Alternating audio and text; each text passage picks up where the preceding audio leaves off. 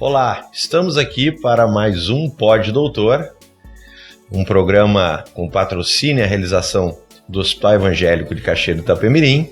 Eu, José Pulido, vou estar aqui conduzindo esse bate-papo maravilhoso com a nossa convidada, ilustríssima nutróloga, entende demais do assunto que nós vamos falar hoje, que é sobre obesidade, doutora Karina Cassa. Bem-vinda, obrigado pelo aceite do convite. Obrigada pelo convite. Muito prazer estar aqui para falar desse assunto que eu gosto bastante.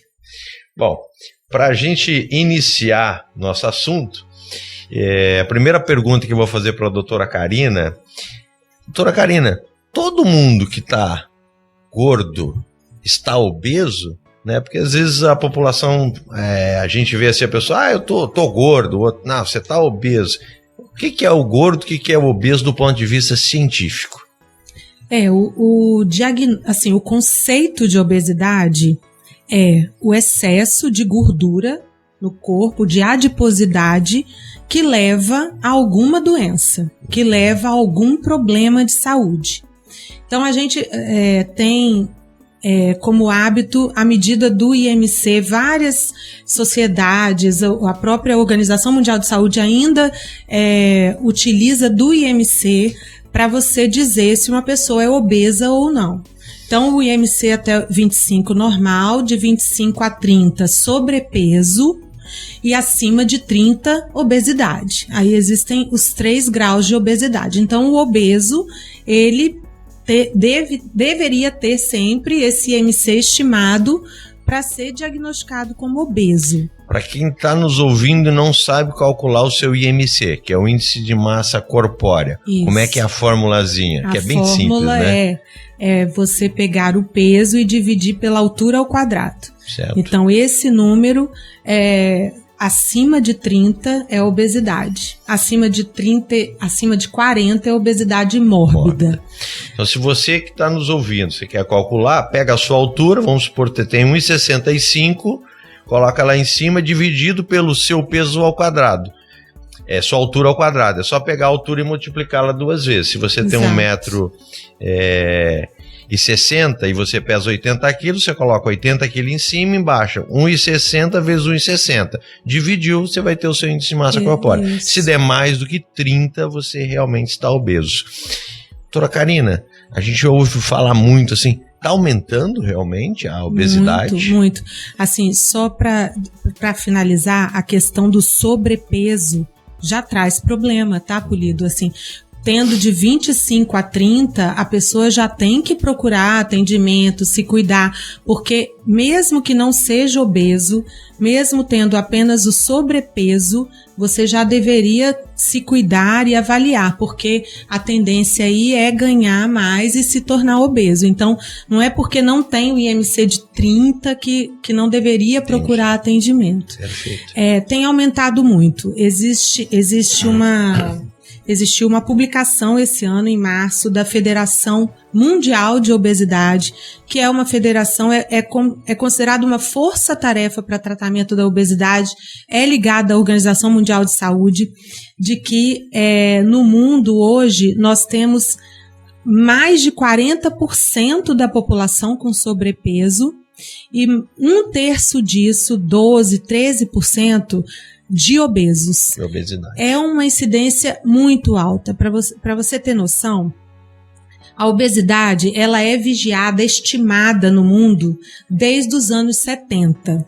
Nos anos 70, nós tínhamos 12% da população mundial com sobrepeso e menos de 5% de obesos. Então, assim, a frequência tem aumentado e a velocidade do crescimento é exponencial. Cada ano, um aumento maior. Lembrando que no Brasil, em países de médio desenvolvimento e de alto desenvolvimento, a incidência é maior. No Brasil, hoje, mais da metade da população, em torno de 60% da população já tem sobrepeso. E 30% de obesidade. Então, assim, no mundo são... É muito alarmante, né? Bilhões de pessoas, né? E com custos muito altos gerados, porque a obesidade traz muitas doenças, então são pessoas que vão faltar mais ao trabalho, que vão ter mais problemas de saúde. Piorar a qualidade de vida, né? Exatamente. Às vezes a gente ouve assim também falar com certo preconceito, né? Ah, fulano é gordo porque é relaxado, né? A obesidade é porque a pessoa realmente, pode até acontecer, né? Relaxada, mas assim, ou ela é considerada uma doença, ou seja, porque a gente também ouve de pessoas que lutam, né, para tentar emagrecer. Sim. E não conseguem, e outros conseguem com mais facilidade, né? Como Sim. que a gente encara isso? Existem muitos estudos sobre a questão metabólica, a genética, mas assim, é uma coisa extremamente definida hoje na medicina que a obesidade é uma doença. Não é escolha da pessoa ser obesa ou não.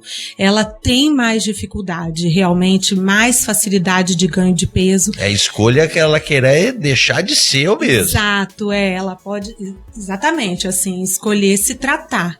Mas a obesidade, ela encaixa como uma doença crônica e recidivante. Então, assim, ela precisa de tratamento crônico, tá? É uma doença, como eu falei, né, pelo CID, e ela precisa tratamento. A pessoa realmente ela tem mais dificuldade. Eu queria comentar do autocontrole.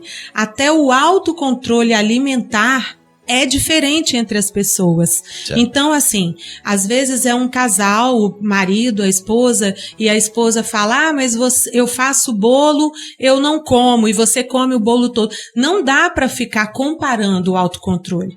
O médico tem que cuidar ajudar no autocontrole.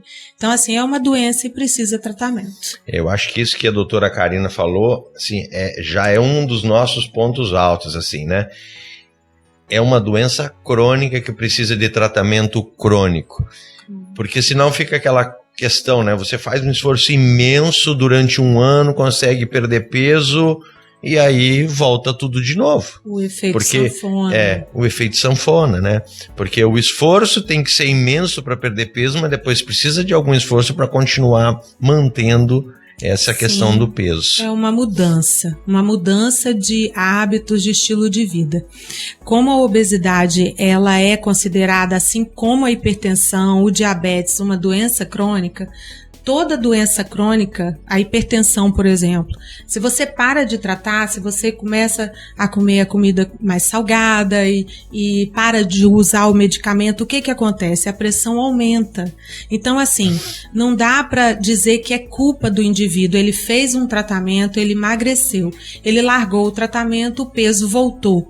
Isso não é culpa do medicamento ou culpa do tipo de tratamento, isso é da doença. É normal que o reganho do peso é extremamente comum. Então, a pessoa tem que procurar um tratamento com um especialista que seja duradouro, que seja sustentável e que realmente não dá para abandonar. Precisa mudar todo o estilo de vida. Eu acho que já ficou bastante claro, né, que a obesidade não é só uma questão de comida, ela é multifatorial, né? Tem vários fatores que vão influenciar nessa questão também alimentar. E a doutora Karina já está falando para a gente da importância social, né, que a obesidade tem, com impacto em faltar ao trabalho, adoecer mais, pior qualidade de vida, né? Eu me lembro assim de um conhecido que ele falou para mim um dia assim, numa situação até reservada, por isso estava sendo constrangedor para ele, que a obesidade dele atrapalhava ele de brincar com o filho dele. Isso estava sendo constrangedor, porque ele ficava cansado, né? E ele lutava realmente contra essa questão da obesidade, mas muita dificuldade de perder peso. Doutora Karine, e as complicações assim da obesidade, né? Quais são? Tem muitas, né? Mas quais são as principais, assim, que são as mais alarmantes? Hoje existem mais de 300 doenças relatadas como secundárias à obesidade. A obesidade pode levar, mas principalmente diabetes, hipertensão, câncer, inclusive, né? Todas essas doenças podem aumentar muito o risco. A obesidade, ela é uma causa de morte prematura. ela por si só já é considerada uma doença que traz o risco da pessoa de morrer antes do que deveria morrer. Certo. Então, eu costumo dizer isso, que o tratamento não é estético. O tratamento é pela saúde e para que a pessoa viva mais e tenha mais qualidade de vida. Mas geralmente são essas doenças osteomusculares também, tá? E outra coisa importante, no homem, a obesidade leva a hipogonadismo. Olhei. Então, o que a gente tem visto hoje são homens obesos procurando o tratamento hormonal em vez de tratar a obesidade, que é a causa, exercício tratando físico, a consequência, né? Que é para melhorar a questão de libido, por exemplo. E isso você vê que a doutora Karina está nos falando, né? Que leva à redução da expectativa de vida, a obesidade. Logo nessa semana, né? Que saiu a publicação do aumento da expectativa do brasileiro para 76 anos, que é muito pouco ainda, né? Mas já é um aumento, isso é um aumento médio, né? Bom, digamos então que quem está nos ouvindo agora já está mais motivado e decidiu assim, bom, eu vou procurar um tratamento para obesidade. De uma maneira geral, a gente tem dois grandes caminhos do tratamento da obesidade, que é o tratamento cirúrgico e o tratamento não cirúrgico, né? Tratamento, inclusive, esse, o cirúrgico, que é referência do Hospital Evangélico de Cachoeiro de Itapemirim, cirurgia bariátrica. Hoje nós vamos abordar aqui com a doutora Karina o tratamento não cirúrgico. Então, quando você recebe o paciente lá, doutora Karina, no seu consultório, ele chegou lá, ele está com IMC lá de 35, né? Por exemplo. Como é que começa assim? Como é que começa uma consulta assim, né? Qual é o caminho que você segue? Eu costumo dizer assim, que o correto, né, é fazer um tratamento que seja saudável, uma perda de peso saudável e sustentável. Porque existem muitas dietas por aí, existem muitas pessoas procurando tratamentos mágicos de internet, medicamentos vendidos em qualquer lugar para emagrecer, mas isso pode trazer uma perda de peso não saudável.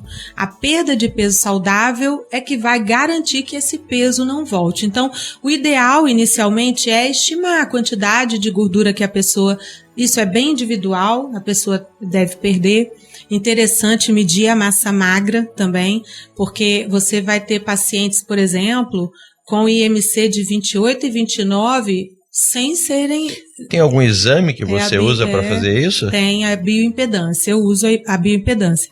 Não é uma coisa disponível em todos os, né, assim, para todos os tratamentos. O IMC já é considerado razoável, mas a gente tem que se preocupar com a massa magra e com o exercício físico. Tratamento de perda de peso sem exercício físico é sinônimo de reganho. A pessoa vai voltar a ganhar. Ou ela vai perder a massa magra, pouca massa magra que ela tem, e ficar muito fadigada, não é sustentável. Então, assim, o ideal inicialmente é traçar um plano de mudança de estilo de vida em relação à alimentação, em relação ao exercício físico, e avaliar se a pessoa vai precisar de um medicamento ou não. Existem indicações para medicamento, assim como existe indicação para cirurgia bariátrica, que também é um tratamento fantástico e salva muitas vidas. Para o medicamento, o ideal é ser um IMC acima de 30 e alguma comorbidade relacionada. Em relação assim à meta, né, que você procura estabelecer no seu dia a dia, já ficou claro que já deu pra gente entender. Não é ficar magrinho, a meta é atingir um peso que seja saudável, né? Um peso que te coloque fora dessa faixa de risco de doenças provocadas pela obesidade. Acho que o caminho é mais ou menos esse que você procura estabelecer. Em relação, para quem nos ouve assim, uma coisa que ele possa já pensar no dia a dia e já começar a se analisar. Quando eu vou para a mesa, tem alguma estratégia assim de composição, por exemplo, qual que eu devo comer de carboidrato, de proteína, assim? Tem alguma regra meio básica que possa auxiliar? Nossa, são 1000 dúvidas nessa pergunta. Essa pergunta, todo mundo quer assim, quer pegar um pratinho e resolver tudo. Sim. Olha, na verdade, é difícil e não é. A questão toda hoje está muito relacionada aos alimentos que são muito processados. Aqueles alimentos que são fáceis de comer, biscoito, macarrão instantâneo, salgadinho de pacote, sorvete, tudo isso não faz bem. Na mesa, o ideal são os alimentos menos processados, digamos, né? Arroz, feijão, carne, salada, legumes, frutas. Em relação à proporção, sabe? Essas dietas de proporção maior de proteína e gordura, elas realmente não trazem um resultado bom a longo prazo, aumentam a chance de doenças cardíacas. Já tem vários estudos mostrando a dieta cetogênica, por exemplo, aumenta o índice de doença cardiovascular. Então, assim, o ideal é 20% proteína, 50% carboidrato, 30% gordura, lipídio, que é a pirâmide alimentar, que é o que a gente sempre aprendeu. Mas e o carboidrato? Existe a carbofobia hoje, né? Tem. Que as pessoas não podem. A questão é qual o tipo do carboidrato. Quanto mais processado, pior. Então, assim, pão de sal, pão doce de padaria, isso é extremamente calórico. Agora, você já vai para o pão integral, para um arroz integral, isso já é o carboidrato menos processado, um carboidrato de baixo índice glicêmico, que é saudável, que é menos calórico. Sem carboidrato, a pessoa não consegue construir massa muscular. Sem carboidrato, a gente não funciona bem. Então, assim, realmente, os estudos apontam para a pirâmide. De certa forma, então, a gente pode dizer que aquela máxima que a comida da nossa avó de antigamente, sim, realmente é comida de qualidade. O arroz e o feijão, gente. Você sabe que eu ouvi uma frase que eu adorei outro dia, assistindo um podcast sobre terapia nutricional em paciente oncológico, em que um oncologista citou assim, às vezes é difícil, né, explicar isso. Não, a melhor dieta é a dieta divina. Dieta divina é tudo que vem de Deus. Então, assim, a bolacha recheada, o biscoitinho, esse aí não vem da terra, não cresce, não dá para fazer na cozinha, né? E isso vai de encontro com o que você falou, sim, que é o alimento processado, né? E ele tem um apelo, né? Porque é de fácil, sim, derrete na boca, fácil digestão. Não, né? E inclusive, hoje em dia, talvez até mais barato. Talvez até mais barato. Entendeu? Então, verdade. Por isso que os países até como nós, né? Hoje o Brasil, ele tem um aumento, uma velocidade de aumento da obesidade maior que os Estados Unidos. Onde sempre a obesidade foi eles destaque. Ainda têm uma prevalência maior, mas pela velocidade de crescimento aqui em pouco maior. Tempo nós seremos, porque infelizmente assim, a comida que você precisa preparar, primeiro, doutor Pulido, você tem que ter tempo para preparar. Isso. As pessoas hoje não têm mais tempo. Então, assim, tá difícil essa questão. Você chega em casa cansado e come a primeira coisa que vê. É uma questão de estilo de vida, né? Onde hoje o casal trabalha, todo mundo trabalha, sim, né? Isso é importante. Gente, se vocês estão gostando do nosso bate-papo, dá um like aí, curte o nosso canal, né? Se inscreve no nosso canal. Isso vai ajudar a gente a produzir mais e mais programas de qualidade. Doutora Karina, acho que está todo mundo lá ansioso para saber, querendo saber dos remédios. Remédios, sim, que, né, são digamos aí, são sendo, né, a sensação, porque, sim, os resultados realmente foram impressionantes, né? Quando eu parei para estudar um pouco sobre o tema aqui, para conversar com a doutora Karina, né, para saber até fazer as perguntas para ela, porque ela é super especialista, né? Realmente é impressionante os resultados que foram, sim, obtidos com os medicamentos, né? E eu sei que você já tem experiência bastante com, sim, os medicamentos. Nós realmente estamos vivendo uma era, uma era de mais esperança. em relação ao tratamento da obesidade, porque se você pensa que é uma doença crônica, recidivante, até há pouco tempo o arsenal terapêutico era muito pequeno. Porque, inclusive, é interessante o tratamento com medicamentos diferentes. Você combinar tratamento em vez de usar um medicamento só, com dose muito alta. Então, antigamente a gente tinha aqueles derivados de anfetamina que a pessoa tomava e ficava muito mal e perdia peso, mas o peso voltava. Com um monte de efeito colateral. Muitos. Tinham pacientes que surtavam. Então, existe esse estigma ainda. Tem muito paciente que chega no consultório e fala, remédio eu não quero. Só que, em primeiro lugar, todas as pessoas têm que saber disso. Nada é pior que a obesidade. Até a dieta cetogênica, que a gente fala que não é tão saudável, é melhor fazer do que ser obeso.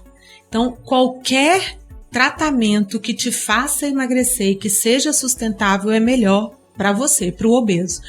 E hoje existem os análogos de GLP-1. Na verdade, estão surgindo muitos medicamentos novos, isso é muito bom, mas hoje tem as injeções que as pessoas falam, né? Até existe o oral já, mas é uma classe, né, dos análogos de GLP-1, onde você tem Saxenda, Ozempic, que está super famoso. Hoje o paciente chega no consultório, doutor, eu quero Ozempic. Ele mesmo já chega falando. Já chega. Existe o uso errado, o uso abusivo. Eu vi agora, sim, essa semana, como eu falei, que tem uma medicação oral que mostrou a mesma eficácia que o Ozempic, mas ainda não tem no Brasil. Já tem. Já é a semaglutida. Já tem no Brasil. Na verdade, já tem, vendendo aqui em Cachoeiro. Eu já tenho paciente tomando. Usando. Ela tem a mesma eficácia ou um pouco menos? É um pouco menos. A eficácia da via oral, ela precisa ser numa dose maior. Entendi. Então acaba tendo um pouco mais de efeito colateral. O injetável ainda é melhor. Quando a gente fala de eficácia, que tamanho de eficácia nós estamos falando, doutora Karina? Assim, a pessoa chega lá, por exemplo, e fala assim, nossa, eu tenho 100 quilos e eu queria perder pelo menos uns 15 a 20 quilos de peso. É possível isso? Com exercício e medicação, consegue uma meta assim? Ou ela é muito ousada? Olha, o que nós temos de percentual? Até com bariátrica, porque a bariátrica você tem uma perda inicial maior e depois um certo reganho normal.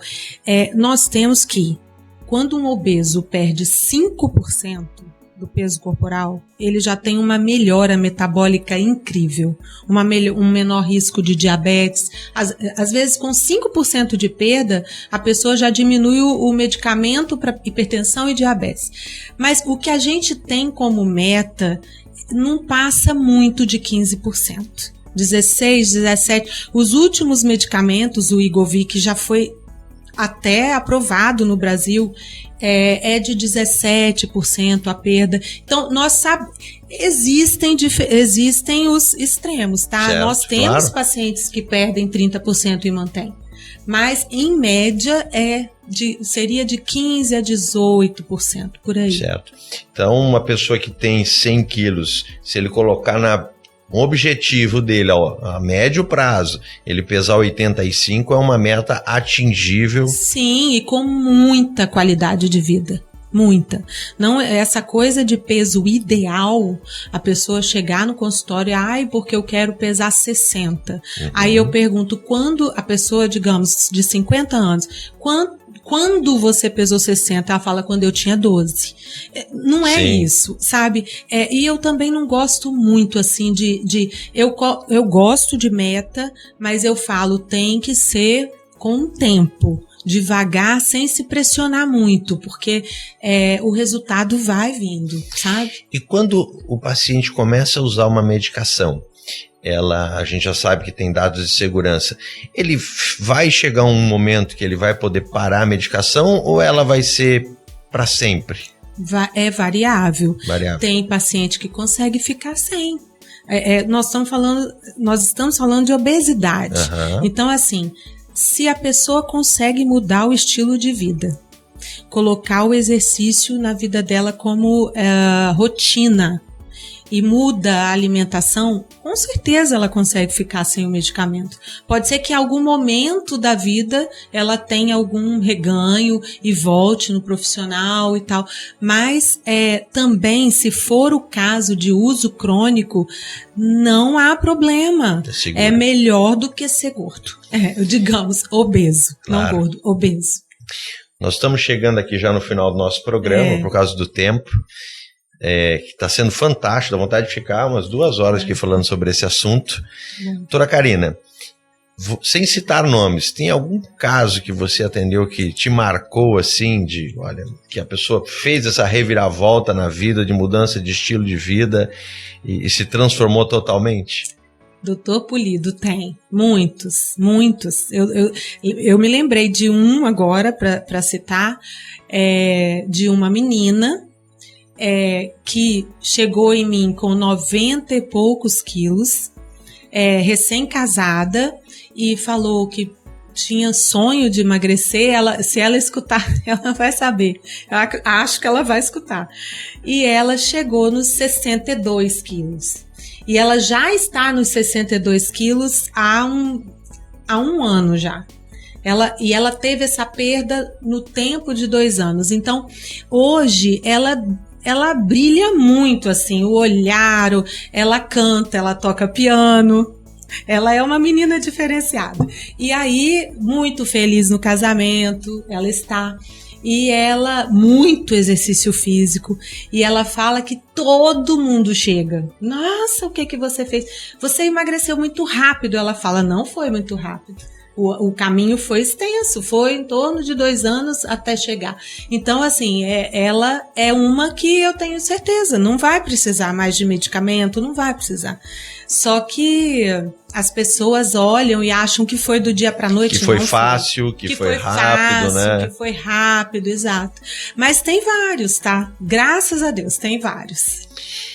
Um recado para quem nos ouve, né, para o futuro.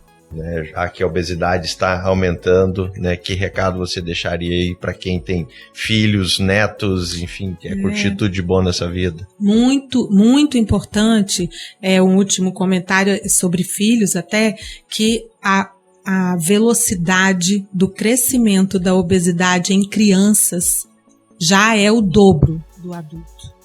Então, assim, nós... Além de estar aumentando mais na criança. Aumentando mais na criança, o que nos traz, assim, uma perspectiva muito triste, por causa de diminuir sedentarismo, muita tela, muita criança sem brincadeiras e muito sedentárias, e comendo muito mal, se alimentando muito mal. Então, assim, os pais têm que se tratar para viver mais e têm que cuidar dos filhos. Não pode deixar para depois, não pode achar que é normal da infância ser gordinho, não é.